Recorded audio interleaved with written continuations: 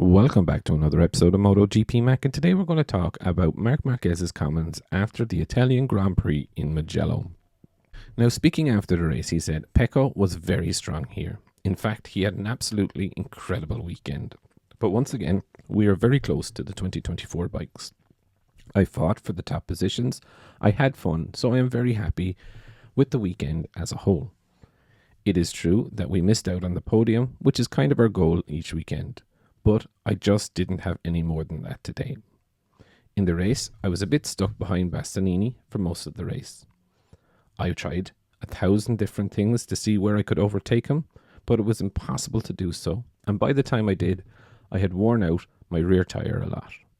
The pace, however, was good after passing Bastianini, and 1/10 at a time I was going to try and catch Martin. However, it seemed Enya had a new tyre on the rear in the last 2 laps. He was extremely fast, and the last pass, so I just gave up. I told myself it is time to finish 4th. And in exactly 3 weeks' time, there would be another race. He was then asked, was it hard to throw in the towel and just accept 4th? And he said, no, it was actually easy. I've won a lot, but I've suffered a lot. In the last 4 years, I've suffered more than I would have liked, and today I tried, but it was not possible. So for me, this 4th place here at Mugello is a very good result.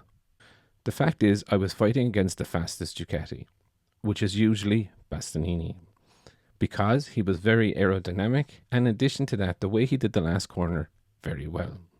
He never made a mistake. He was braking super late, plus being behind him for almost the whole race, the temperature and pressure of my front tire went through the roof. I tried to catch up, open a gap, but when I braked into turn 1, the tyre was slipping.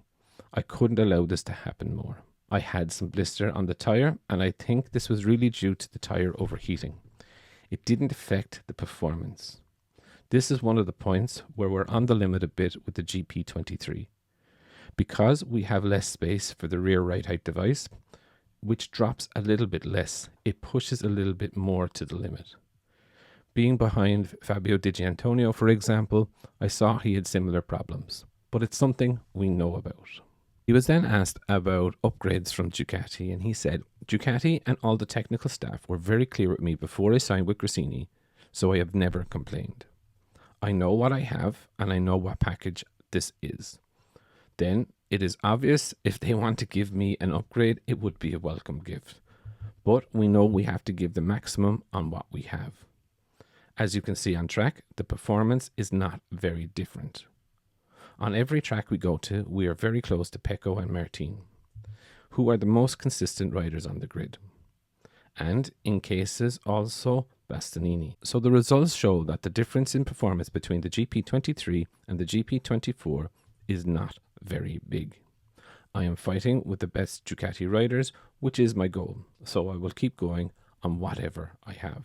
Now, I find this very interesting. Look, Marc is out there and he's constantly referencing the 2024 bikes, but now he's also referencing that the gap between the two bikes is not so big. And, some of the research that I've done shows that the GP24 has better feel on turn-in, whereas the GP23 has better edge grip.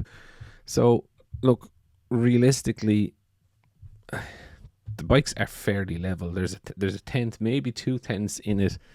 And again, Marc is there or thereabouts. And what we've seen with Marc over the course of the last few races is that he's quite good at saving his tyre, and he comes on very, very strong towards the end. So realistically, I don't think the excuse of 23-24 is a big excuse anymore. Do you know what I mean? Because he's there or thereabouts every weekend, it doesn't necessarily mean that the GP23 or the GP24, that there is a massive difference. It will be interesting to see, like in the summer of 23, where they did do a revised version of the 23, how exactly that will go for the 2024. Will that increase the gap between the two bikes? And then I could say, if there was like definite 3 or 4 tenths of a second, you're like, okay, definitely Marc can't make that up. But at 1/10 to 2 tenths of a second, Marc is definitely well capable of bridging that gap and running with the lads, leaving the brakes off, for example.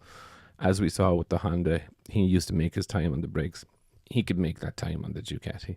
But I would definitely love to know your thoughts. What do you think of Marc Marquez's comments about his race? And also, what do you think of his comments where he said the gap between the GP23 and the GP24 is not so big? Definitely leave your thoughts in the comments below, and I'll be back again tomorrow with another video.